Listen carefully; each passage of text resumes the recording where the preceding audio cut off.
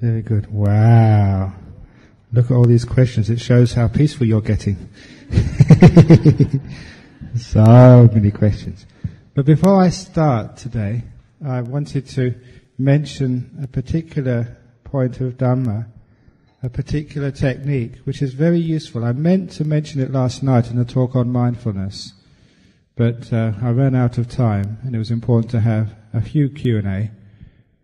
So it's something which I have mentioned during the interviews to a few of you, and I want you to investigate this and actually make use of it, because it's a wonderful way of establishing mindfulness, especially in the deeper states of meditation. It's what I call programming mindfulness, just using the simile from computing. When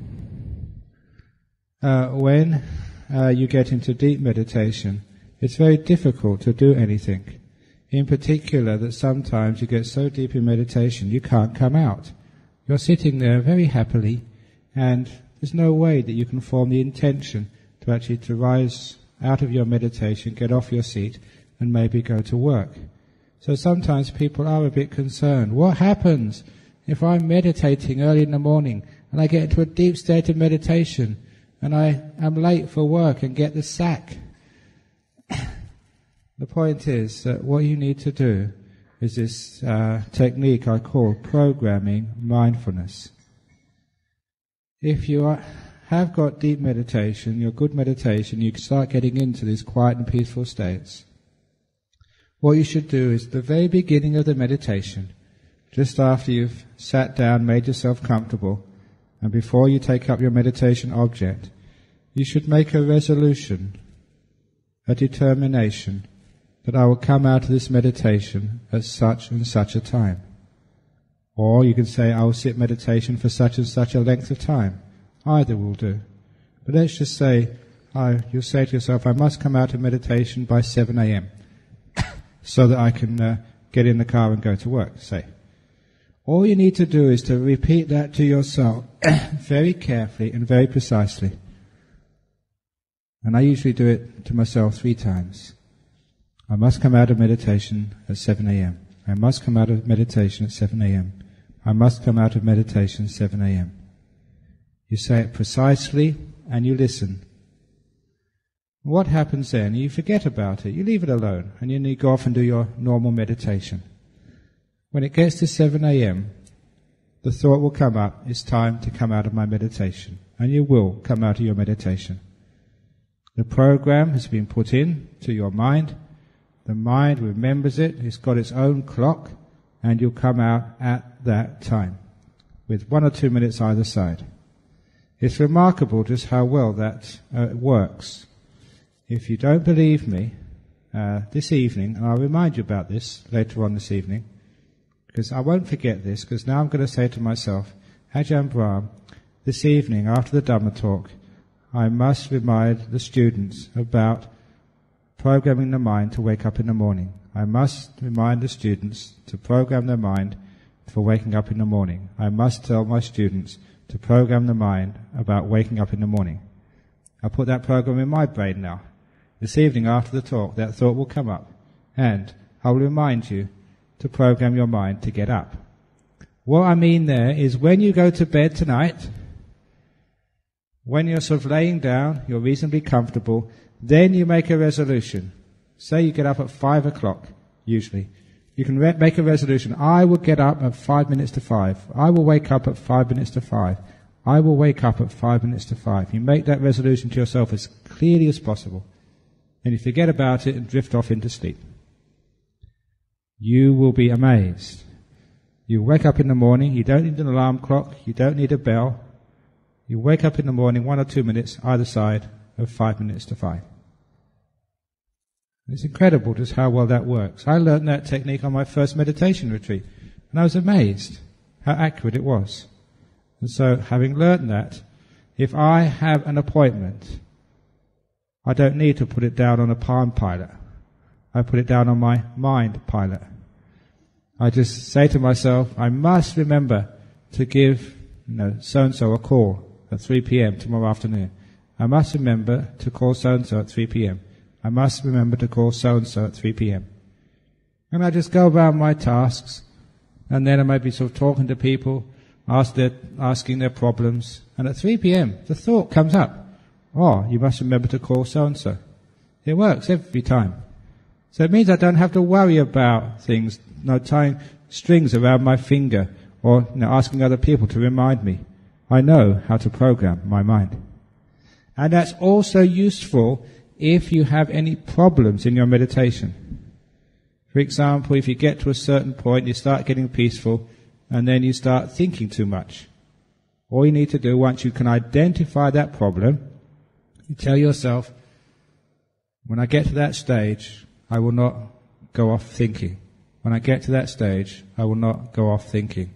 When I get to that stage, I will not go off thinking. So all you do, you tell yourself that. Now what happens? You're meditating along. When you get to that stage, that instruction will come up into your mind automatically. It will tell you, stop thinking. And that's actually how you can train yourself. It's amazing how it works. In life, if you've got someone who always makes you upset, for example, your husband or your wife, and you always tend to sort of say the wrong things, you program yourself, next time I get upset at my husband, I will say something kind. Next time I get upset at my husband, I'll say something kind. Next time I get upset at my husband, I'll say something kind. You program that. And then you go around your daily tasks, you don't know when, but then your husband comes home late, or he sort of does something wrong, and you're about to get upset, and that thought comes up. You're mindful of that thought now. Say something nice. And you have a very good chance of changing your habits. You're about to say something awful, but the thought comes up, say something nice, and you do. That's the way you can change your habits. And it's very powerful and effective. It's called programming mindfulness. Experiment with it. The most important thing, though, you have to give clear instructions. If it's at all ambiguous, then it won't work. It has to be very, very clear, and you have to really listen. So play with that. Give it a try, especially tonight. Especially tonight when you go to bed, remind yourself, I must. Also, I will get up at such and such a time. I will get up at such and such a time. I will get up at such and such a time. You find it works. Programming mindfulness. Okay, now, the questions today. Number 1, how would meditation and mindfulness help in the death process at the point of death? If I'm not an advanced meditator, how do I use meditation techniques and mindfulness at the point of death? This is one way you can do. You can program your mindfulness. You say to yourself, when I am dying, I will think of the Buddha. When I'm dying, I will think of the Buddha. When I'm dying, I will think of the Buddha. You try that. If you keep conditioning yourself like that, when you die, you will think of the Buddha. People in the advertising industry use this all the time. They bombard you with these messages, and you think it doesn't go in. You forget about them, but it goes in. That's why when you go into the supermarket, you buy that particular brand of noodles which you saw in the advertising. You buy that particular brand of clothes which you saw on the TV. It works. So now you're going to advertise to yourself. Conditioning yourself, brainwashing yourself, programming your mind, whatever you call it, you can do it. It's very easy to do. Especially the more strong you are in your meditation, the more powerful your mindfulness, the more effective it is. So that will work for you even better than ordinary people, because you've trained your mind. What a wonderful thing it is to do, to get a little bit more control of your mind by programming mindfulness. So, you can do that. You can program your mindfulness. For the time of death, this is what I'll do. You'll be surprised. When that moment happens, the automatic conditioning comes up, and off you go. The best one is, as I said about that disciple, to program your mind at the point of death. I'm going to say to myself, let go, let go, let go. At the point of my death, I'm going to say, let go, let go, let go. At the point of my death, I'm going to let go, let go, let go. And it happens. You get to that point, the brain recognizes this is the time, and the mindfulness starts saying, let go, let go, let go. It's brilliant when you know mindfulness and how to program it. Any questions about that? Okay, next question. Ajahn, I'm still struggling with watching my breath. I feel like I'm actually doing the breathing in and out, and after a while get breathless. How does one watch the breath and let the body do the breathing? Please elucidate. This is a test for you. Because, as I said the other day, whenever you watch something, people always like to get in control. If you go to your friend's house and they're cooking something, you say, that's not the way to cook it, this is the way to cook it. If you see somebody on a computer, you say, no, don't do it this way, I know how to do this. And this is one of the problems. Sometimes if you're a young monk and you see someone giving a Dhamma talk, you think, oh, this is what you should say, Ajahn Brahm, not that. Whatever we listen to, we always tend to interfere with and control. Now this is actually where we learn how to watch without interfering. To be what's called like the silent watcher. Just to be the bare awareness, the uninvolved supervisor. And being a supervisor is a very good metaphor. If you're a supervisor at work, you're not supposed to do the jobs your underlings are doing. Your job is just to watch them and make sure they do the work they're supposed to be doing. And if you're a supervisor, you have to be very wise. You have to know all the tricks of your underlings to get away from actually working. The old trick, whenever you're in the office, when you're walking from place to place, always carry a big pack of papers. It doesn't matter if you're using one or not. If you go from one office to another carrying a big stack of papers, they think you're working. You can go to the coffee, you can go anywhere else, they think you're working, and that means you don't have to do anything. Or whatever. There's all these tricks which people have to get away from working. And if you're the supervisor, the boss, you have to know all of those tricks. So you know when the underlings, your employees, are doing the job and when they're not. And that's what you have to do with mindfulness. You're the supervisor. You have to supervise the breath, but you don't do the breath. All you do is make sure the breath's going in, make sure the breath's going out, that's all. Because the body will do the breath much better than you can ever do the breath. The body knows it needs a deep breath because it needs more oxygen. It needs a shallow breath because, you don't need so much oxygen. The body knows what to do. So trust your body. And your job is just to stand back and be a supervisor.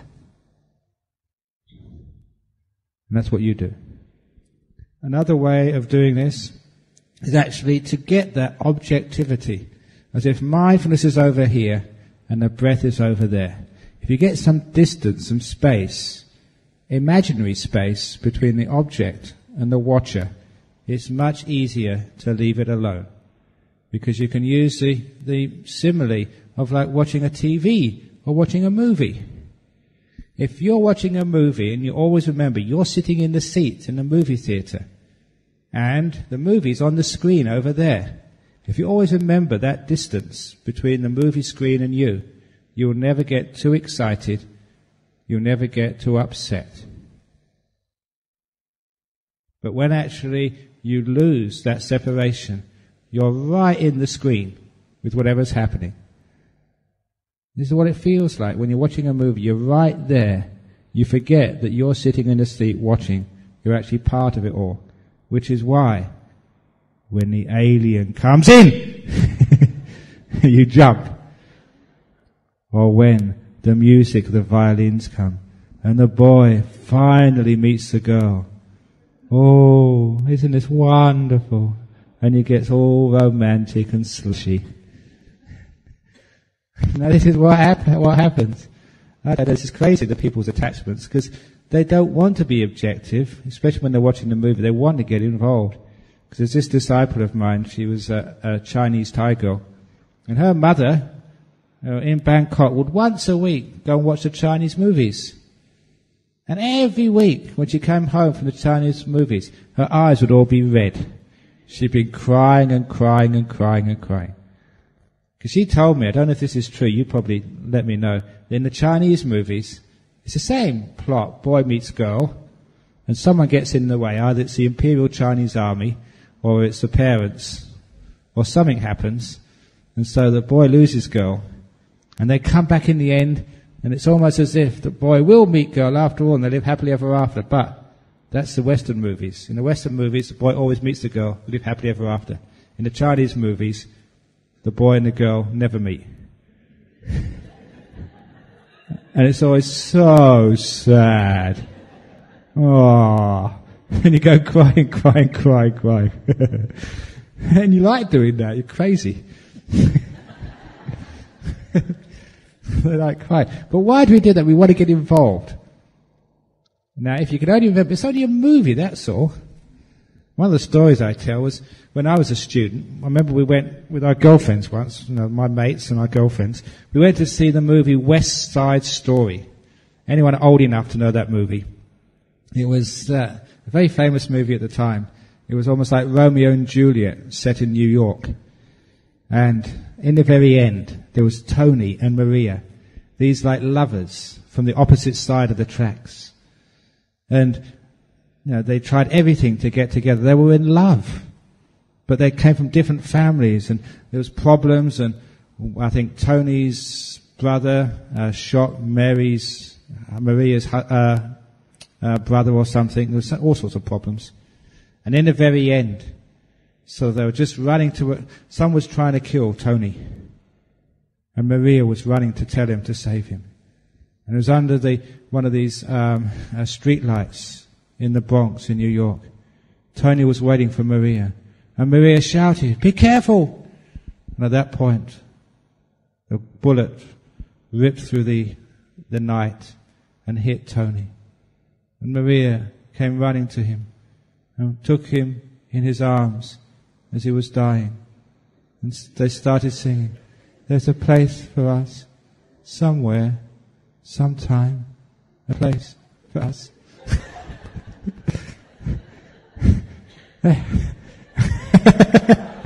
And what you're doing is what I did. I was laughing. But the girls, they were crying. Oh, this is so sad. It's only a movie. So this is what we mean by attachment and detachment. When you get attached to things, you get involved. And you feel inspired when they fall in love. You cry when it doesn't work out. You get afraid when the danger starts to happen. So when you're watching the breath, don't get involved in it. Just stand back as if it's somebody else's breath. Nothing to do with you. Then you can leave it alone. You're detaching from your breath.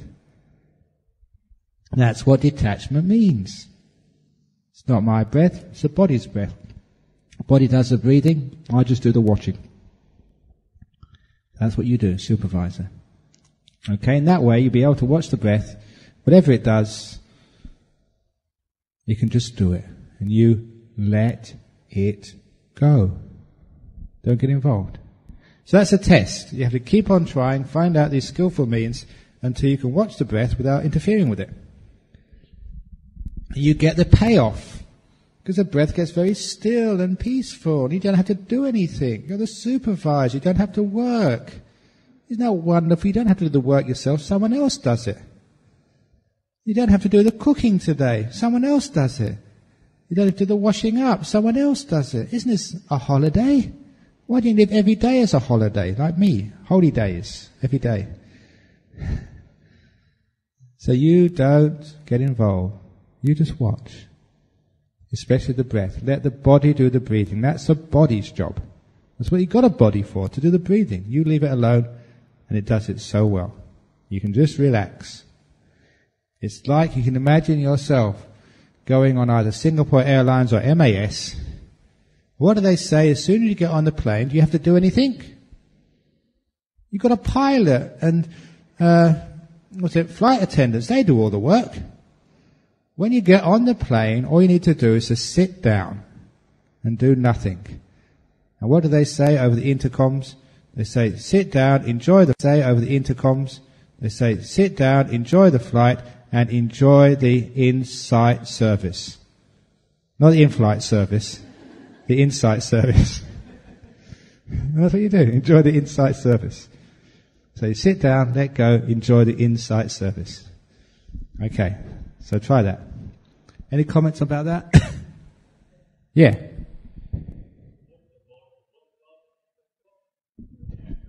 What are the mental processes? That's coming tonight, about the mental processes and anger and all that sort of stuff. So, that's something to look forward to tonight, how to deal with those other things. This is just watching the breath without getting involved in it. Leave it alone.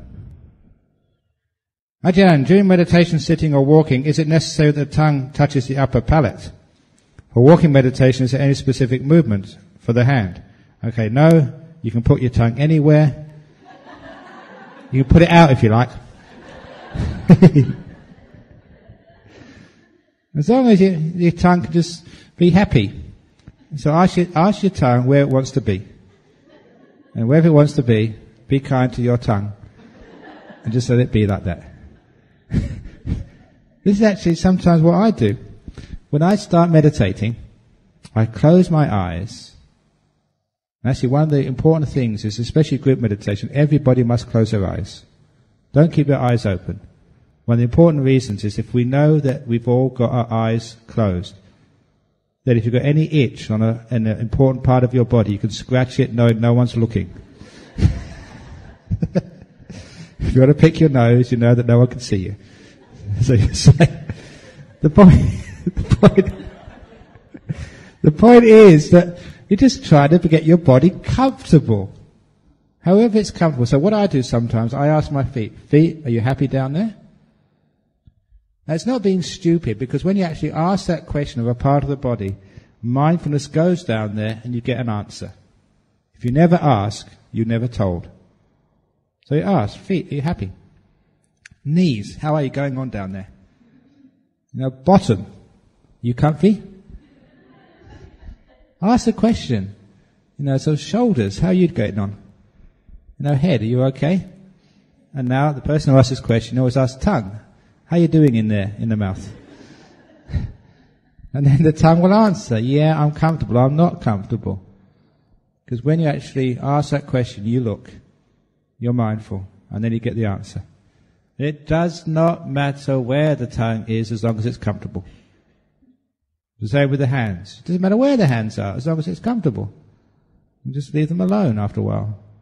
And that's all you need to do. There is no absolutely correct posture. And I mentioned that the other day when I had a fever in a hospital. That was that story where that nurse built like a water buffalo would stab me twice a day with the blood needle.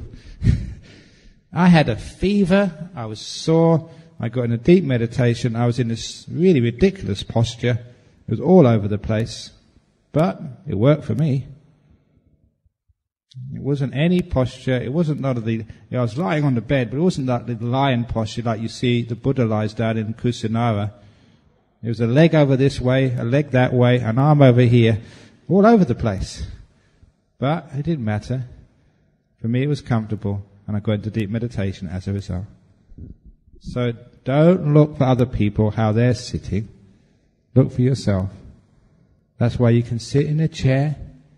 That is fine, as long as you're comfortable.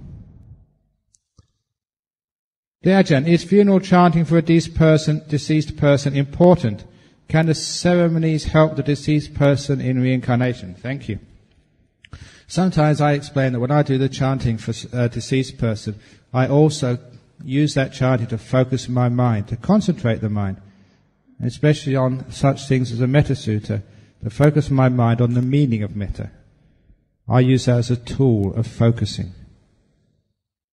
And then I can actually spread loving kindness to the one who's passed away. Sometimes it's too much chanting though. If it's too much chanting, you don't hear it after a while. So it's important, it's special chanting. You use it for a purpose. And when you use it for that purpose, it might work. Imagine if it's the person who's listening to it and the monks chant in Pali. Imagine that I chanted in Pali at your funeral. and you were floating above there. You can't even understand the Pali now. How will you understand the Pali when you're dead? So the point is that you won't understand the meaning of the words, but you'll understand the meaning behind it, the implicit meaning, which goes from mind to mind. That's why it's a very interesting point of psychic truth. Because I wondered when I was first a monk, in Thailand, do the Thai ghosts speak Thai? If so, if they came to see me and they said something, they wouldn't be able to scare me because I wouldn't know what the hell they were talking about. Do the Chinese ghosts speak Mandarin? If they did, they'd go and try and haunt the Malays. They wouldn't be able to. What are you talking about? What language does ghosts speak? Have you had a ghost come to you and say something? Was it in Teochew or Mandarin or Malay?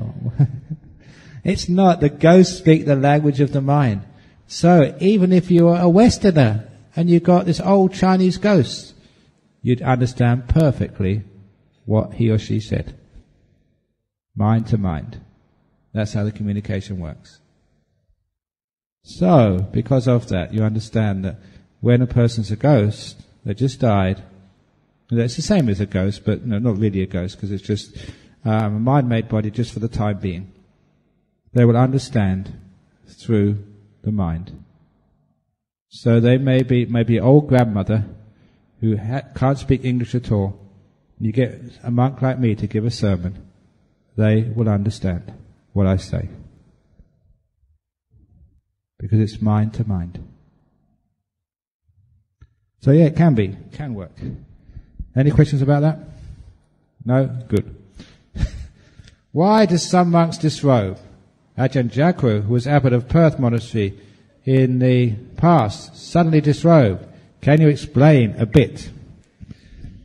No, that's a hard one. Why do monks disrobe? I disrobe every day before I go into the shower. That's not real disrobing. Why do some monks leave the monkhood? Actually, I've been a monk for many, many years now. 30 years I've been a monk, just over 30 years. And so I've seen many monks disrobe, and these are my friends, and so I know exactly why they disrobe.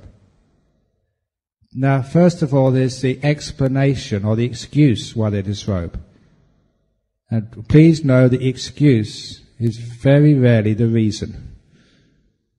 The real reason why they disrobe is one thing. The excuse they give is something else.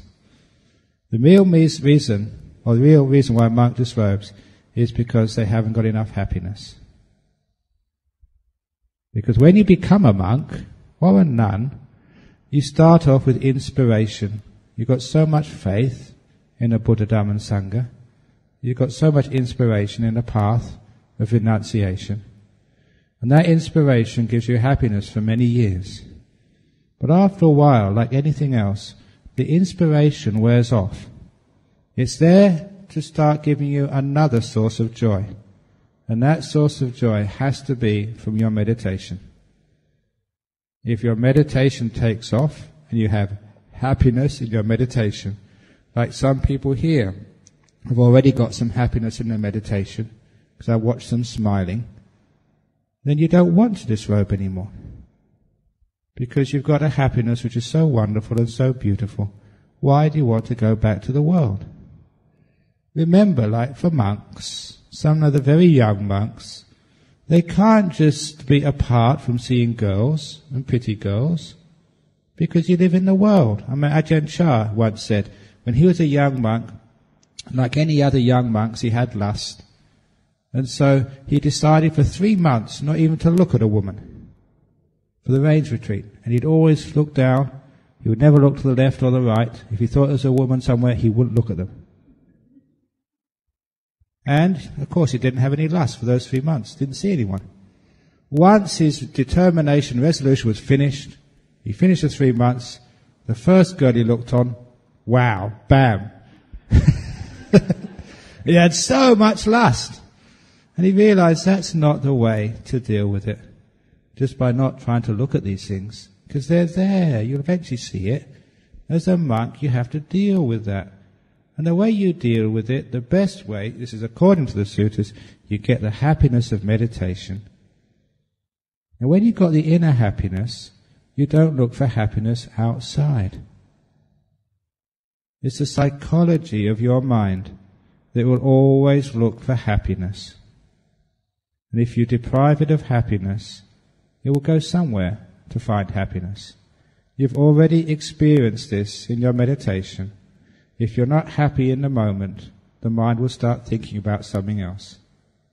Or fantasize, dream of the past, plan the future. Why does it do that? It's because you're not happy now. That's why. Once you're really happy in this moment, you just don't want to think about anything else. You're still. Happiness is the key to meditation. It's the key to life. It's the key to enlightenment. It's happiness. When a monk is happy, they never want to disrobe. And that happiness which comes within from meditation gets so strong. You can look at pretty girls, you can be with pretty girls, but you've got the inner happiness, so the mind never goes out to lust. It doesn't want happiness outside, because it's got enough inside. It's not hungry, so it never wants the food of the outside world. It's got the inner food. That's why monks stay as monks. Which is why it's very good when a monk is a young monk to protect them, to manage to give them the strength in their meditation, the strong states of mind, and once they get established in the inner happiness, then they're safe. Doesn't matter where they go. And it's actually good fun being a good monk, because sometimes you can see these incredibly pretty girls, and they get very upset at you. You know why? Because you don't look at them.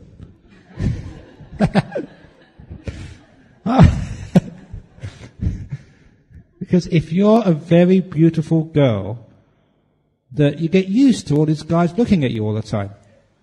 And when a guy comes along and just treats you just as someone ordinary, what's wrong with you? This happened to me about a few years ago.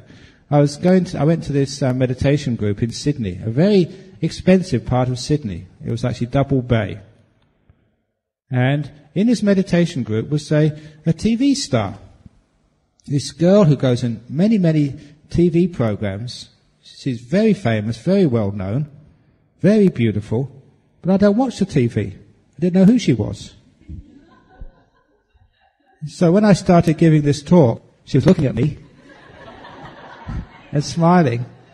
And I don't know, what's she on about? I don't know. And I was looking at other people and just giving a talk as usual.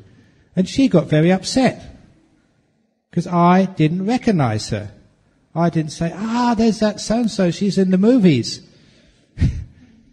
Because she was so used to being recognized.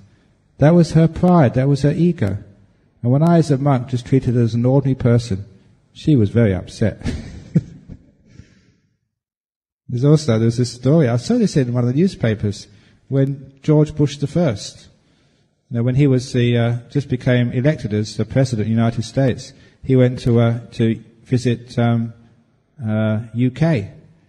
And he was at a cocktail party, like a reception, and this English lady came up to him and said, "Who are you?" He was so upset. He said, "I'm the President of the United States." Oh, come on, don't joke. And he was. So you get very upset when you don't recognize. So anyway, back to being like a monk. If you've got inner happiness, you'll never disrobe. If anyone wants to check that one out, that's called in the Sandaka Sutta. So the consolations of being a monk. He said if you get into the first jhana, that's the first consolation. You've given up a lot. You've given up no sex, you've given up family, you've given up no movies, TV and all those sensory pleasures. You've given up eating whatever you like, when you like it. In return, if you get those deep meditations, Ananda said that's the first consolation for being a monk. Once you have that, chances are you'll never disrobe. That's why monks disrobe, why they stay. So be kind to the monks who disrobe. They've tried their very best. It's not an easy life. But if they get that deep meditation, they're going to be monks forever. Any questions on that? Next question. So not just the deep meditations, also the other consolations of the stages of enlightenment, stream winner and above. If you become a stream winner, this is Buddha says, even if the king comes with all his fortunes, you still don't want to disrobe. So if you're a stream winner or got savajana, you're never going to disrobe. Dear Ajahn, would it be possible to end the morning chanting with a short session of metta meditation led by you? Thank you. It'd be possible, but if people wanted it or not, I don't know. So, okay. Is it nice in the morning, loving kindness meditation? Who thinks, we should have, let's have a show of hands. Who thinks we should have a short metta meditation after morning chanting? Put your hands up. Okay. Those who don't think you should have a short metta meditation after morning chanting, put your hands up. I get outvoted, okay. In the evening, yeah. It's usually nice to do, because sometimes in the morning people are a bit tired. But I don't know, we might do it in the morning. Who prefer it in the morning rather than the evening? Put your hand up. Okay. Who prefer it in the evening rather than the morning? I think the mornings win. So it could be the morning. Okay, we'll try that tomorrow morning. Next question. Isn't that putting effort in bringing the mind to present moment and being with the one who knows one acts of doing? Thank you, Ajahn. Outside meditation time and daily life, how much should we get involved with the doer? Okay, outside of meditation, when you're active in the world, where you're doing your duties, you have to do that the best you possibly can. 100% effort. But not just effort, wise effort. Because wisdom is the most important thing with effort. You can be very, very strong. You can be the most powerful person in the world and still create lots of trouble. It's important to be wise as well as strong. And wisdom is one of the great strengths. So make sure it's wise, compassionate, as well as doing things.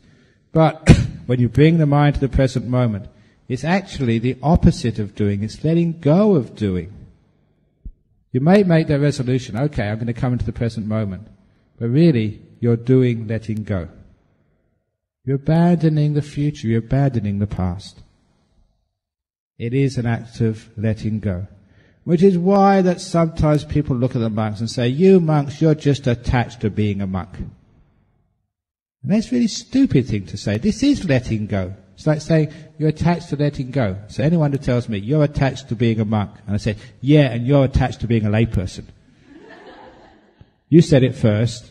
You give up your layperson first of all, come be a monk. And if you've been a monk for about 10 years, then I'll go be a layperson. Of course, I will never be able to do that. Because the point is, this is letting go, this is attachment, this is detachment. But sometimes we don't know the difference between attachment and letting go. And this is something even the Buddha said, that sometimes ordinary people, deluded people, what's detachment? They say is attachment. They say, what is attachment? They say is detachment. They don't know the difference between the two. Real detachment is freedom. It's letting go, not getting involved. Disengaging. Monks disengage from the world. That's why it's called detachment. We disengage from our body, which is why it's called meditation.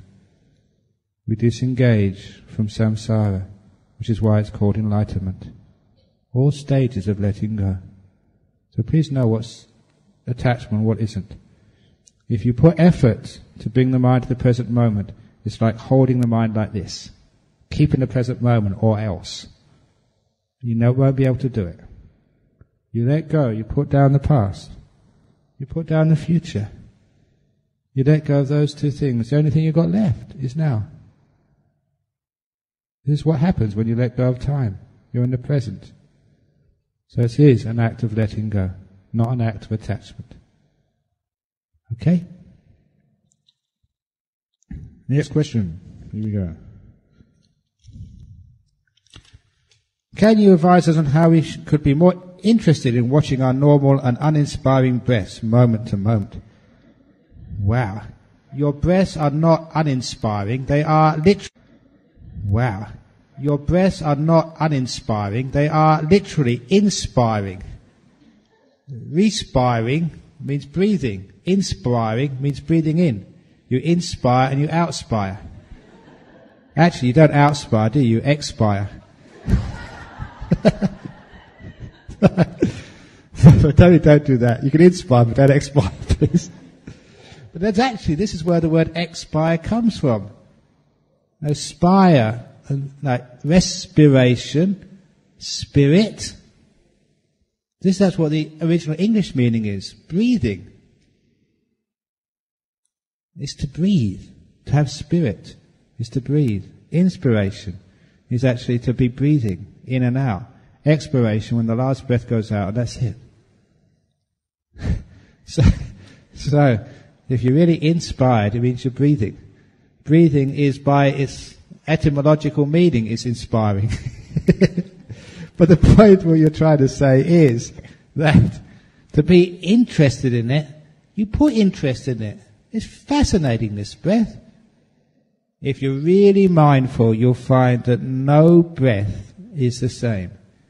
I don't know how many millions of breaths you've breathed since you were born, but there's no two breaths which are exactly the same. Every breath is unique. There's every being in this room is unique.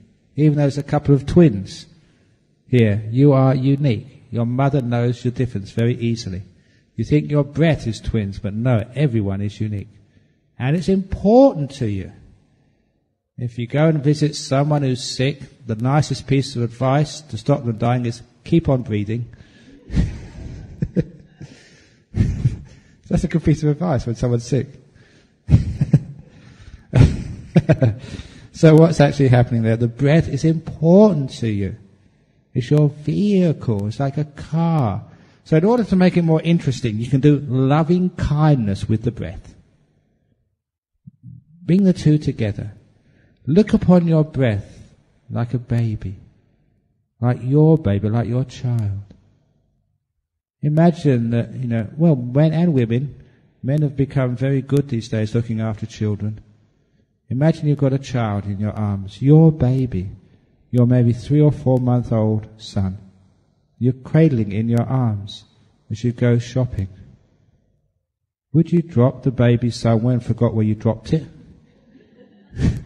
Would you leave it at the shops and go home and say, oh, where did I leave my baby? That's what you do with the breath, isn't it? You're breathing in, but you drop it somewhere. You haven't got a clue where you left it. Why is that? Because you don't care about your breath. So you look upon your breath as being your darling little child. Or this little breath. And yet you can imagine rocking it, breathing in, breathing out. Breathing in, breathing out. Oh, so sweet. Breathing in, breathing out. It's beautiful, baby. When you do that, because you have care, you've got kindness, you have love towards your breath. You imagine it's a little baby. You'll find it's very easy to watch your breath. Now, sometimes when I'm giving a talk or we have a dana, somebody brings their new child to be blessed. This little couple of month-year-old kid. When I was in Singapore, there's a couple of disciples just gave birth to their children, and they came to bring them for me to bless. And as soon as they brought this little baby in, I noticed, even though I was visiting from overseas, I was not the center of attention anymore. The baby was. You know what you girls are like? Any baby, oh, you love them. Oh, please let me hold it. Oh, isn't it sweet? Oh, isn't it lovely? Now you understand. If you can have the same feeling towards the breath, it becomes your center of attention. Oh, you love looking at this little baby and so seeing it smile. Or go, oh, look, it's smiling. Oh, isn't that cute? Like the breath, like the breath. Oh, it's just going in. Isn't that cute, the way it goes in? Oh, it's charming. Look how it goes out. Oh, it's so sweet. If you look at the breath that way, it becomes interesting. Your attention is just so easy. In fact, it's hard to take you away from your breath. So do loving kindness on the breath. Look upon it as like it being this beautiful little baby. So important to you. You have loving kindness on the breath. Breath, the door of my heart's open to you. I care for you. Then you start watching the breath, and when you're actually cradling a baby, I always see these girls or these men, they're looking at the little baby and they smile. They're happy. Loving kindness on the breath brings you happiness. And that happiness keeps your attention there. When your attention gets there, the breath stays, and it gets so peaceful, so beautiful, it's even more attractive than a baby. So that's how you can make it interesting. Look upon the breath as being a little baby. After all, it comes from your womb as it comes out. And it goes back into your womb again. It's like a joey, like a kangaroo. Because the kangaroo, when they have little joeys, they go out of the pouch and back in again. Out and in, just like the breath. Okay, so that's how you can make the breath more interesting. Next question. How do I set up a simple altar at home? Easy, you just put it up, put the Buddha statue on top. You don't have to do it. Those of you who think of it, I have to put it in the right place. What if it's in the wrong place? If it's in the wrong place, you will know. One of my disciples in Perth came to see me one morning. They were very perturbed. Because what had happened was this. They'd set up their altar. It was in the hallway as they went into the living room or the dining room. No, the living room, the lounge room, sorry. After setting up their altar and putting some fruit in there or some incense and lights or whatever, when they came down the following morning, they noticed their Buddha statue had twisted round. So they thought it must have been their son, had maybe knocked it or something.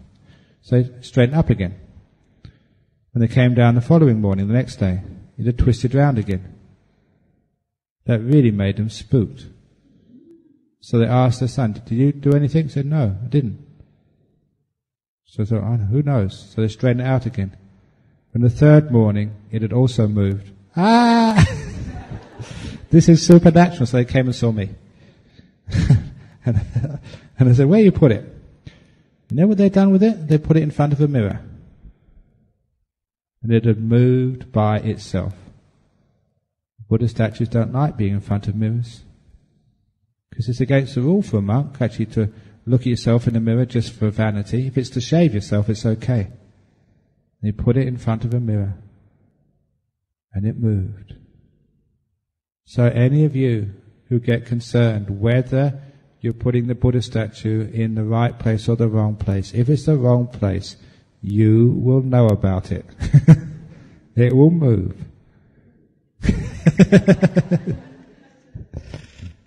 So you can set up an altar, but you can actually feel it where it's the right place. And it'll be, as long as it's a high place, a respectful place, that's good enough. Is it considered disrespectful to adorn Buddha images in the bedroom? You can adorn them as long as you feel that this is appropriate. In other words, you adorn them with like flowers or something, but not with silly things, like tattoos or anything like that, or studs. Because I've seen that people these days, they sometimes put nose. In the West they put nose studs, piercing this here and that. That's not how to adorn a Buddha. And tattoos are really in Western countries. They're really cool. All these people have got tattoos all over the place, but you don't tattoo a Buddha. So you adorn it in an appropriate way. And 3, I have noticed some restaurants decorate their premises with Buddha statues. Your comments, please. As long as it's in a high place and the restaurants don't serve alcohol, it's not really nice actually to serve alcohol in such a restaurant because the Buddha's there. So it's best actually, if it's like Buddhists own that restaurant, they want a Buddha in there to inspire them, then put it in the office somewhere. Not where people are just doing un-Buddhist things like drinking alcohol. Or if it's some of these seafood restaurants in the West where they put these lobsters in the water and you choose your own lobster to be boiled to death basically. And that's not right to have a Buddha statue there. So keep the Buddha statue away somewhere else. Next question. Here we go. Dear Ajahn, what is life? Okay. Life is what happens between being born and dying. Question 2. Question 1. How do we visualize the breath? As the flow of air or as the rise and fall of the rib cage? You don't visualize it. It manifests for you. So it's just how it wants to present itself to you. However it wants to present itself, you accept it as it is. You don't tell it how it should manifest. You don't tell it, breath, you better rise and fall on the rib cage or else. You don't tell it, breath, you must be at the tip of the nose. You don't tell it anything. You're kind to the breath. So breath, however you want to manifest to my consciousness, that's fine with me. The door of my heart is open to you, no matter how you manifest, no matter where you manifest on my body. So this is where you don't demand the breath to be this way or that way. To be someone who's content, easily satisfied, not demanding in nature. Question 2, what comes after the counting of the breath? What can we expect as we keep focusing on the breath? You can't expect anything. Don't expect things. You just count the breath. After a while, you just let go of the counting. You're left with the breath. The counting is just there to give you an opportunity to focus. Once you've focused, the mind is latched onto that. Let go of the counting. Make it disappear. So you just feel the breath. Without giving it a name, just feel the breath. You know the breath. It's going in, it's going out. Which, what happens next? I didn't make this quite clear in the instructions. First of all, you just know some of the breath. It's just when I first look at you, I can see, that's Amrita, that's Raymond, that's this, that's that. But as I look at you more closely, I get more details of who you are. I notice more of your features, your clothes. Now what it means here, when you first watch the breath, you just see in, out, in, out, in, out. As you look at the breath more, you see it's not just in, out. You see the in has got a beginning. You start to see the very beginning of an in-breath. You start to see it actually grow to its peak and then fade away as the last piece of air enters your body, the last moment of the in-breath. And then you notice there's a pause between the in-breath and the out-breath. You're neither breathing in nor you're breathing out. And then you start to experience the breath being exhaled. You notice the very beginning of the out-breath as the force of the exhaled air gets stronger and stronger. And then, when most of the air is exhaled, the out-breath declines, gets weaker and weaker as the out-breath is finished. And then there's another pause. But for me, it's not as long. The pause between the out-breath and the in-breath is never as long as the pause between the in-breath and the out-breath. But for you, it may be different. But you see that pause. You start to see the whole of the breath. Just like I can see you're a girl, you're a boy, you're more than a boy. See the colour of your hair, your size, the robes or the clothes you're wearing. You start to see more detail. And as you watch the breath more and more, you see more of its detail. It's called filling the whole mind with the breath. And it fills the mind so much you find actually it is incredibly interesting. You actually can play around and ask yourself, which is the longest pause between the in-breath and the out-breath, or the out-breath and the in-breath? Does it reach its peak in the middle, or is it towards the end when it's the in-breath is going in fastest? How does it work? Are they all the same length of time? Is the in-breath the same duration as the out-breath, or what? You start to really get interested in this breath. And as you know it more and more, you don't get involved in it, you don't control it. You're being like a scientist. You don't control the experiment, you're just to watch and gather the information without disturbing. And when you actually start seeing this, the breath fills the whole mind, and it gets so peaceful, it starts getting very still. The next stage which happens, sometimes people think they've lost the breath, but you haven't. You don't know whether it's going in or going out.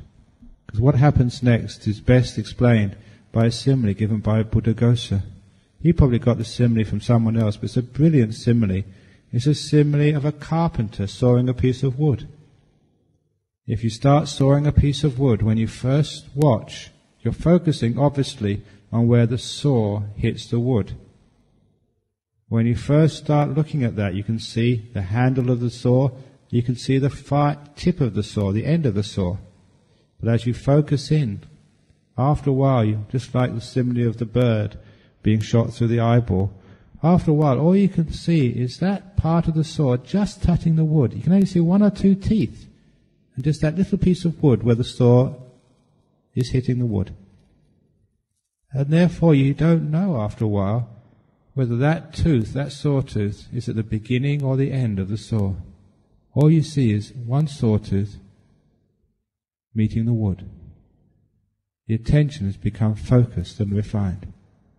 It's the same with the breath. After a while, you don't see in-breath, out-breath.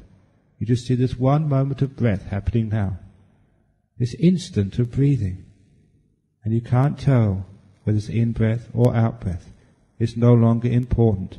It's just breath. After a while, you get used to that feeling. Because sometimes you think, I've lost the breath. You haven't lost the breath. You've lost the perception of in and out. But you're still watching the breath. What you can do is, if you think you lost your breath, that which I was aware of, what was it? If you've got enough insight, you notice that was the breath. It's only it's changed its appearance. Its inness and outness are no longer recognized. It's just breath. You're getting more and more refined. And that breath becomes so still, it soon transforms into happiness. Quite seamlessly. And you ask yourself, what am I watching? Happiness. But what's that to do with the breath? I'll tell you what it's to do with the breath. It's the way the mind is knowing the breath, rather than the body feeling the breath. There are 6 senses, remember, and you can actually experience the breath through one of 2 sense doors. The sense of physical touch, or the sense of mind knowing.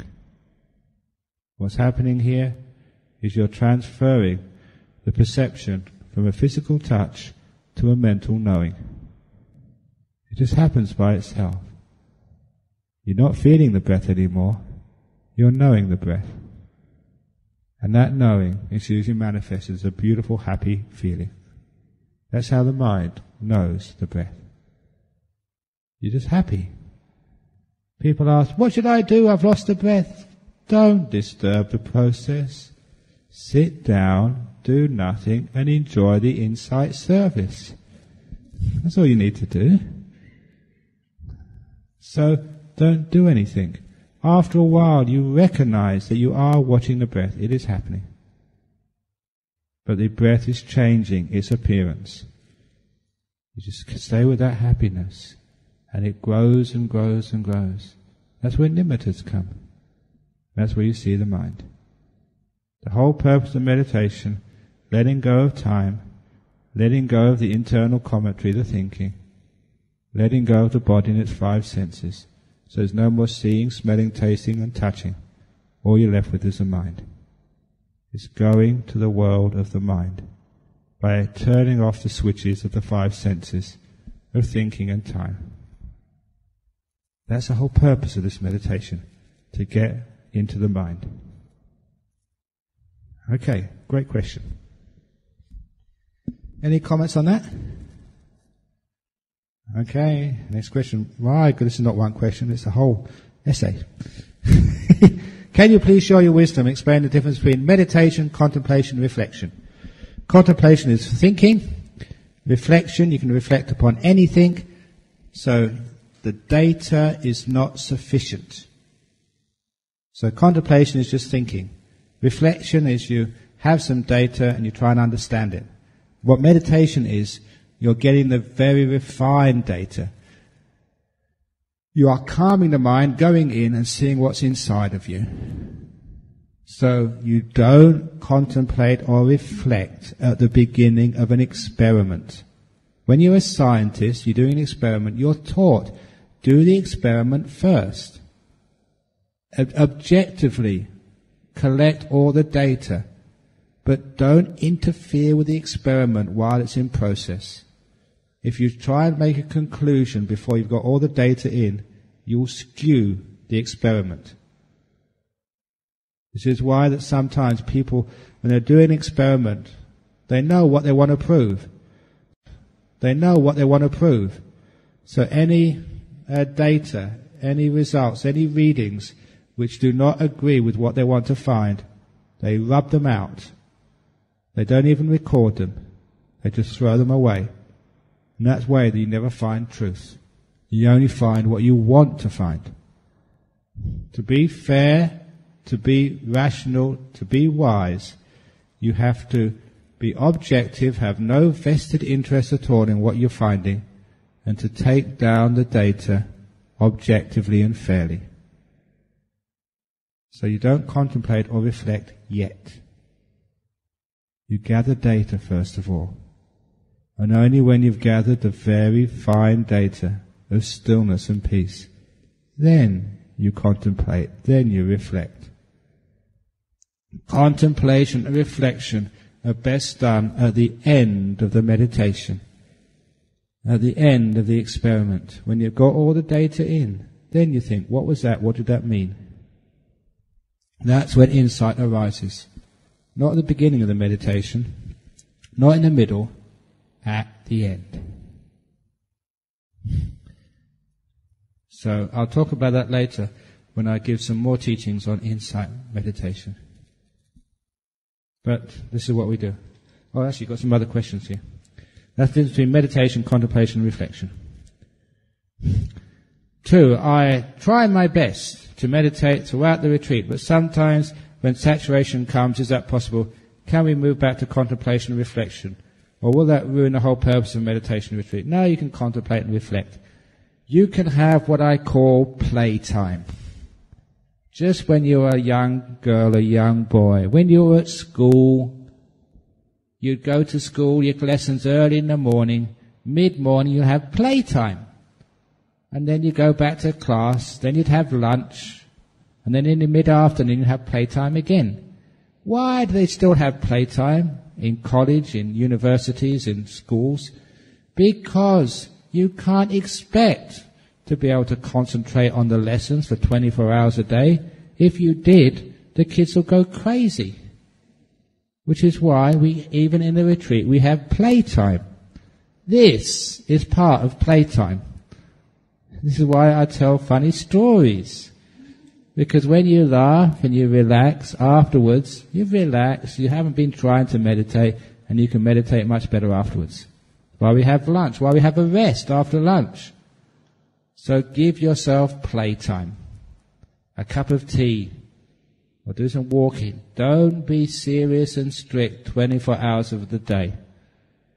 It just does not work. And these great forest monasteries where these amazing monks, I thought I'd have to be mindful 24 hours of the day. But I saw people like Ajahn Chah, and he wasn't serious. When it came to tea time, it was fun time, rest time. Even the most serious and strict meditation master, Ajahn Mahabua, when I went to visit his monastery, he had to be very mindful all day. But when it came to tea time, he sat down with the monks and told jokes. And I couldn't believe that. His reputation was being really fierce. But when it came to tea time, okay, rest. And it was wonderful because he knew, as now I know, that is the way to develop peaceful states of mind. If you keep trying all the time, you won't be able to do it. You'll get dull, your mind will rebel. As one person said during interview time, your mind goes on strike. You just can't do it. So have playtime. You have playtime, the mind gets refreshed, you take up the task afterwards, and you can carry on making progress. There might come a time when your meditation really gets hot. You don't need playtime then, but it becomes natural, effortless. You just want to keep on meditating. If that happens, marvelous, carry on.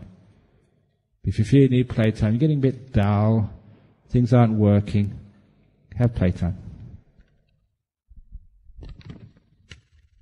The third, can a person who has got good meditation practice and experience still not practice good human values and loving kindness? Thank you.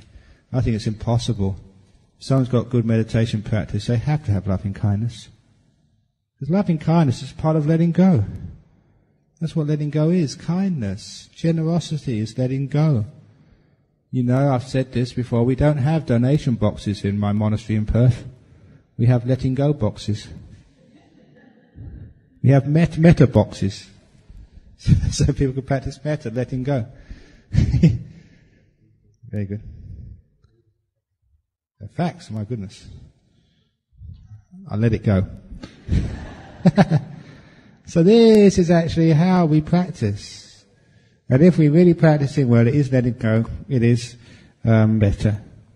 So if you really are practicing well, that's a sign that you've understood something. You're getting peaceful, you get so much kindness. When you're very peaceful in meditation, no one can make you angry. This is actually why sometimes we test people out. If they've got a good meditation, they come and say, "Oh, Ajahn Brahm, I've just got into jhanas." I say, "You stupid idiot. Someone like you can't. You're getting it all wrong. That is not jhana." And if they say, "What? Who are you to say that?" I say, "Yeah, right, you're not jhana." But if they say, "Oh, okay, Ajahn Brahm," that might be. Because when you're really peaceful and soft and calm, you can't get upset. You've got so much happiness, so much peace. It's like a person who's won the Malaysian lottery and you're a millionaire. How can you get upset if you're a millionaire? Oh, life is so wonderful. Or if you've fallen in love. If you've fallen in love, you found your spiritual partner in life and you find you've got the sack. Who cares? I'm in love. You can't get upset when you're that happy. The same, getting into deep meditation is better than being in love.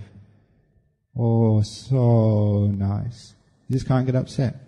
And you see other people, oh, how can I help you?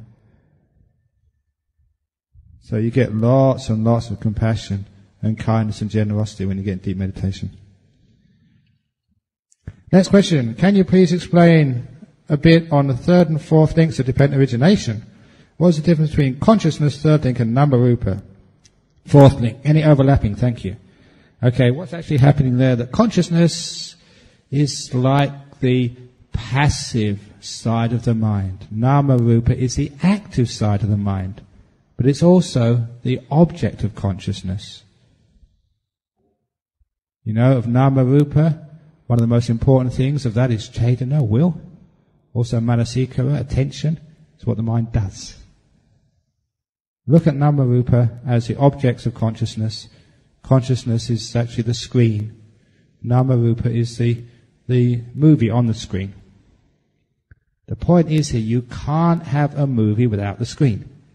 You can't have, well, you can have a screen without the movie, but it's like a white screen. But it's still, you have to have something on the screen. You can't have consciousness without an object of consciousness. You can't have an object of consciousness without consciousness. That's why it's called they're mutually dependent. If you want to ask more about that, you can come up later. Then Ajahn, kindly elaborate the skill and ways of getting into the center of pain, physical and mental. In meditation, what is in the center of pain? Aha! I'll ask the last question first. In the center of pain, there is nothing. Emptiness. That's why it's a great place to hang out. So to go in the center of pain, again, notice the flow of the mind which is always going away from things. We go away from this moment. We can't wait to have lunch. We go away from this. I want to get rid of this body. Go somewhere else. I want to get rid of this moment. I want to go to thought. We're always going away from things. We're always on the run. That's called the movement of the mind. Instead of going away from things, we go into things. We go into the moment. We go into the silence. We go into the body where there's no more body left. We go into the center. We go into the middle of pain. Notice when you have pain, there's always that tendency to go somewhere else, to run somewhere else. to try and get rid of that pain, not to accept it, but to get rid of it. That's why it gets worse. There's two parts of pain, the mental part and the physical part. The mental part is, I don't want this, why me, when's this going to go, it's not fair. That's the mental part of the pain, the complaining. The physical part is just that, just feeling. If you run away from the pain, it gets worse. If you go towards the pain, move the mind towards it rather than away, you find it gets less. And effectively, if you can break into the center of it, it disappears altogether. Try present moment awareness with the pain. Go into the center of time with the pain.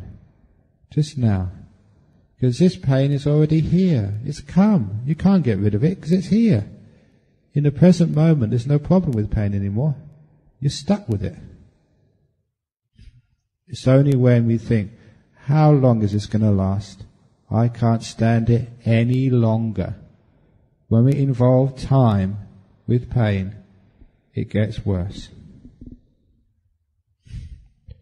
You know, I remember going to see movies when I was a young boy before I became a monk. Sometimes they would just take this person into the torture chamber. And they'd tell this person, after we finish with you, you'd wish you'd never been born. Heard that before? Yeah. After I'm finished with you here, you'd wish you'd never been born. You're a Buddhist. You don't want to be born again. The whole point to wish you'd never been born. But you don't have to look for torture for that, because life is torture. There's always aches and pains and stuff going on. When you realize the First Noble Truth, when you really understand the truth of dukkha, yes, you'd wish you'd never been born. But the point is here that suffering, when we go into the center of it, it gets less and less and less and less. So go into the center of time. That's one of the ways into the center of pain. I'll leave it there for now. I've got two. Are there specific meditations to help us control anger, attachments and jealousy? Yep. Metta meditation overcomes anger. Letting go meditation lets go of attachments. Not me, not mine, not a self. And jealousy is, again, from anatta. What are you being jealous about? Because it's not me, not mine, there's nobody in here. So who wants to be jealous? The other one is like mudita. So if someone else becomes enlightened, isn't that wonderful? The person sitting next to you has become enlightened before you have. Oh, isn't that wonderful? We've got one more enlightened being in this world. Stop thinking, why them? I am good as her. Look, she hasn't even got up in the morning and she's already enlightened. It's unfair. I've worked so hard. Oh, I've gone through so much pain. I've gone through so many retreats and this is their first retreat and they got enlightened. It's not fair. So don't think like that. So those are some of the meditations. Metta obviously gets rid of anger. Actually, all these meditations, they get rid of everything. If you do metta meditation, breath meditation, letting go meditation, all the defilements are all abandoned by every meditation. As Buddhists, we are supposed to look inwards, so much so that we can become self-orientated. No self-orientated. They got self-oriented. Whereas our Christian friends are so warm, kind, and ever ready to lend a helping hand and reach out to others, as long as you convert. Because there's a price tag on some Christian compassion. They'll be kind to you as long as you convert and agree with them. So it's not real kindness. If it's real kindness, I'll be kind to you even if you stay as a Buddhist for the rest of your life. Now, if that's your Christian friend, you've got to find Christian friend. Someone who really understands Christianity. A lot of time it's just a means to an end. It's compassion to get converts.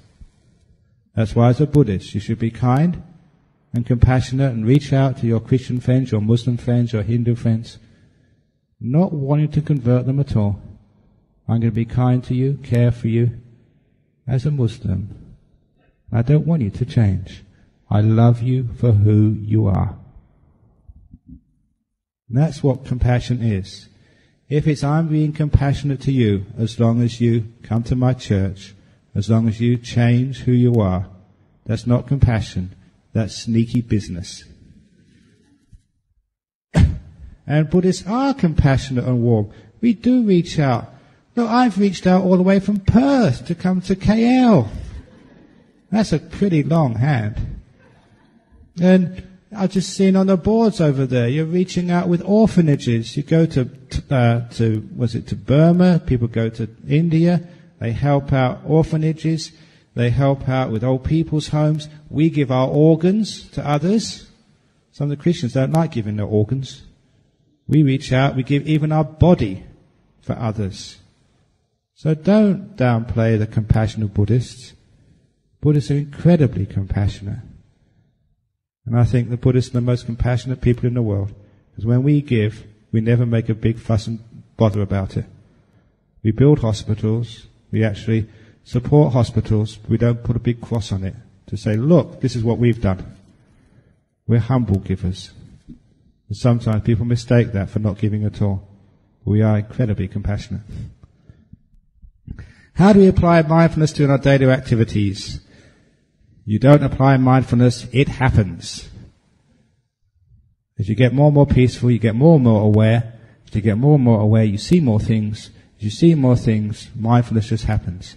Not just mindfulness, but wisdom as well. You see what needs to be done. You're sensitive to the people around you. You're sensitive to the needs of your husband, your wife, your parents, your children. And mindfulness happens. You're aware. You're alert. Please give some practical guidelines of how to follow up with our meditation after this retreat. We haven't ended yet.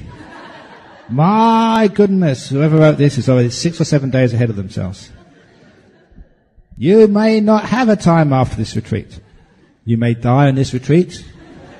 Or you may get enlightened in this retreat. And if you get enlightened, you won't go back to your family. You say, Ajahn Brahm, please ordain me. So you may not have it after this retreat. It might go on forever. Or never. So leave that alone. Ajahn Brahm, you were saying effortless today. What do you mean by that? How do you use the right effort? Is it the same? Effortless is look, what are the 4 right efforts? The 4 right efforts is whatever it takes to abandon unwholesome states, to keep out unwholesome states, to arouse wholesome states and to maintain those wholesome states. You will find that not doing is one of the best ways of fulfilling right effort. Wholesome states come up and they stay. Too much doing and unwholesome states come in your mind. If you strive in this meditation, you get frustrated, angry, grumpy. Is that a wholesome state? If you let go, abandon, relax, you get wholesome states in the mind. That is right effort according to the Buddha. The Buddha was very wise, the best teacher that ever has been or will be. He said, you define right effort by its results. Whatever it takes to abandon unwholesome akusala states, to make sure they don't arise in the future, to arouse wholesome states, kusala dhammas, and to maintain them. That is called right effort. Sometimes the people mistake right effort with striving, with worldly effort. This is unworldly effort. You find if you really let go, if you're compassionate, you abandon controlling, wholesome states come up, because you're going against craving the source of unwholesome things. You're going against the sense of ego, conceit, self, me, mine, from which all unwholesome states arise. You let go. Ajahn Brahm, is an 8th precept to breaking the precepts when he or she uses powder or lotions due to dry skins? Is health drinks, Milo and Horlicks tea and coffee considered food?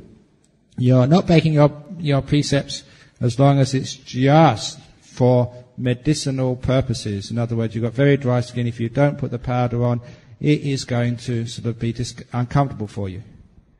But if it's to make you look nice, if you dye your hair because you don't like being white hair, if you sort of put stuff over your face because you don't want anyone to see the pimples, or then even if you put some deodorant on because you've got compassion for the person sitting next to you, and that's fair enough.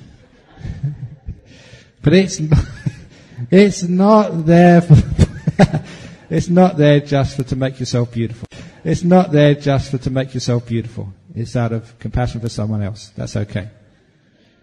Is health drinks, Milo and Horlicks, tea and coffee considered food? It's all right to have vitamin C drinks. You know what vitamin C is? Vitamin caffeine. Coffee and tea. You can have coffee and tea. It's not considered food. It's considered drinks. That's okay. Usually in some monasteries we say any milk drinks is not allowable because we're strict. In our tradition we say no milk drinks. In other monasteries they say milk is allowable. So when I'm over here, I follow the tradition of being strict on myself, being compassionate on others. That's a wonderful way to practice. Be compassionate to others. Be strict to yourself. So I don't take milk myself, but I allow you, please take some milk. And if it's just that Ovaltine, have that Ovaltine. If it makes your meditation better, then take it.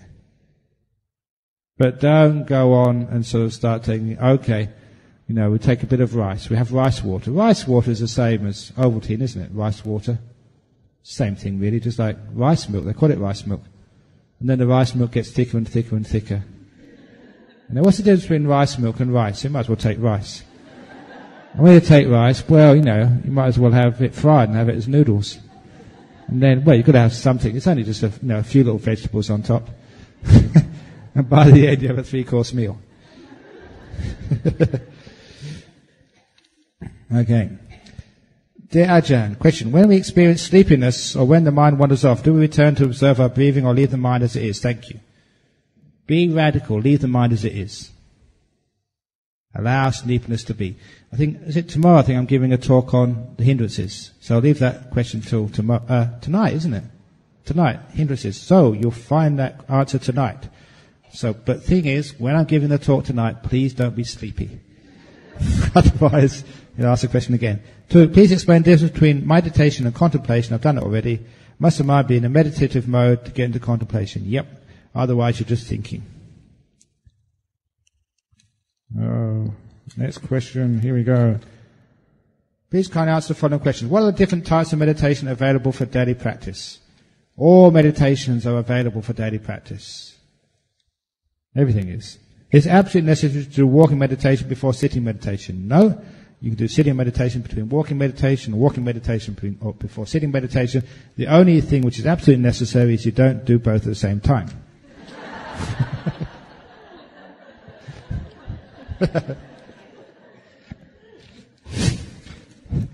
We let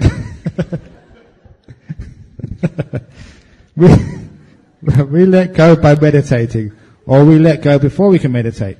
If it is the latter, then how do we do so? Okay, you let go of answering questions like this, and then you can meditate. Next question. Are the nimittas always bright for everyone? What if it is cloudy for some? Does this also mean that there is a lot of taint? Yes, if it's cloudy, you're not bright, you haven't got enough energy.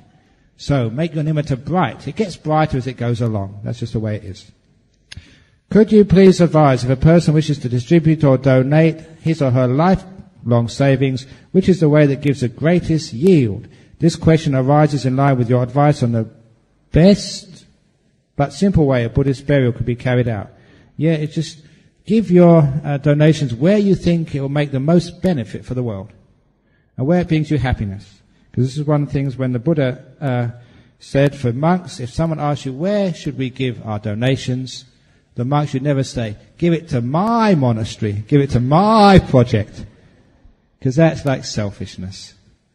The monk should always answer, as I'm answering now, to the lay person who asked that question, give it to where your mind finds the most happiness. So we can't say, basically, but it gives you a way of finding out where it will produce the greatest benefit. Next question. Since Buddha's consciousness no longer have supports of other four aggregates, consciousness just stop and not extinct. Hence we can't say whether the Noble One Buddha still exists or non-exists.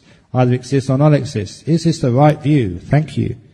Okay, that 5 khandha process, which one day we called the Buddha many centuries ago, that 5 khandha process is completely stopped, extinguished, no longer manifest in the world. But does that mean the Buddha is no longer here? Sometimes the Christians say, the Buddha is dead, no longer here, but Jesus is alive. Believe in Jesus. And I say, no, the Buddha is still alive. The Buddha is still, the Buddha is still alive? Absolutely, 100%. Have we heard that before? The Buddha is still living. Because the Buddha said, he who sees the Dhamma sees the Buddha. He who sees the Buddha sees the Dhamma. If the Dhamma is to be seen, you can see the Buddha. You can see the Buddha here in Chimpaka Buddhist Lodge today. When you see the Dhamma, you see the Buddha. What he meant there was very profound and wonderful. It's not the person you worship, it's the teachings. It's the teachings were the Buddha, not the body, not the 5 khandhas, not this being with this snail-like hair on the top of his head. That wasn't the Buddha, that was the vehicle which the Dhamma, known as the Buddha, manifested in. And it carried it. That's why we don't have guru traditions in Buddhism. If you like Ajahn Brahm's teaching, it's not this body, it's the teachings which are important.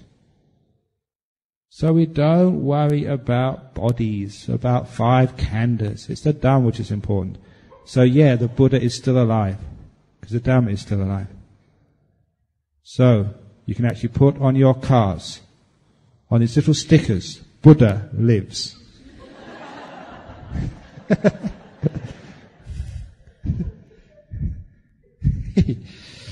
Yeah. How do we draw the line to be contented and easily satisfied and not be ambitious and seize opportunities to advance oneself materially and in this world? Okay, be contented to be ambitious. Be satisfied to work hard. In other words, do your duties in the world. But don't expect them to be successful. So I work hard as a monk. I work so hard as a teacher, but I'm contented. If you all go to the kitchen and get all the rotten tomatoes and start throwing them and say, Ajahn Brahm, that's the worst talk we've ever heard. Of all the monks I've ever seen, you're the worst. Boo. I'll still be contented and easily satisfied. Because it'd be great if no one liked my teachings. If you thought I was the most boring, worst teacher ever, oh, that'd be so wonderful. I could go back to my monastery and be peaceful. Take it easy. So, I'm contented if I can manage to give great talks, then it's wonderful I can do service to everybody. I can give. But if it doesn't work, I'm a bad teacher, I'm even just as happy. So you work hard, not expecting any results. That's called being contented and easily satisfied. So in your business, which you work at, work hard. It's not just for you, it's for all your employees. It's part of the cogs of society, of the nation. Without you, there'd be something missing in life. So you work hard. It's not just for the money, it's for service to society. It's for service to the people you work with. Work is not just a salary. And the salary is not just numbers which you put in the bank. It's like ability to look after your family, to look after your health, and to make merit in the world. This is what we get money for. To look after ourselves, our family, our country, and also our world, and also our spiritual life as well, supporting the temples and whatnot. This is why we work hard. So work hard, but don't expect you have to be successful. I know some people, they work so hard, and they just about manage to survive. They don't know why. Other people, whatever they do turns to gold straight away. They become incredibly rich. So it's really not depending on how hard you work. Lots of other things involved there, like karma from the past. So your job is to be satisfied. Be contented with what you have. You work hard, and if you're successful, you get lots of money, lots of wealth. Be satisfied with that. And share it around. If you work hard, you don't get so much. Be satisfied with that. And share the little you have around. That's all you can do. Being contented and easily satisfied doesn't mean you do nothing. It means you do your duties. Your duties as a husband, your duties as a wife, your duties as a son or daughter of your parents. You do your duties to your ancestors. You do your duties to your children. You do your duties to your teachers, to your religion. You also do your duties to your nation. When you do your duties, you give them everything you've got. And that's the difference between being contented and easily satisfied and being lazy. Remember the simile I told last night about the snake and the tiger and being in between. When there's nothing to do, just enjoy the honey. When there's something to do, climb out and escape. Okay, I think I've gone over 1:30, but I've got most of the questions done. I've only got a few left. So I think I've made a profit today. And actually, I'm very contented and easily satisfied with all of the questions I've answered today. Even though I didn't complete them all, I am easily satisfied. So I hope you enjoyed that. Is there any questions from the floor before we start the interviews? Going, gone. Okay, so you may be going, gone as well. May you go from samsara, going deeper into meditation until you're gone, really gone, far gone into nibbana. Who knows? You just had playtime for an hour and a half. Now your mind will be fresh, living with Dhamma, with inspiration. It's time to go deep inside, to watch the breath. Remember, like a little baby? Don't drop the baby. And then you go to deep meditation. Have a wonderful time. Okay, see you later.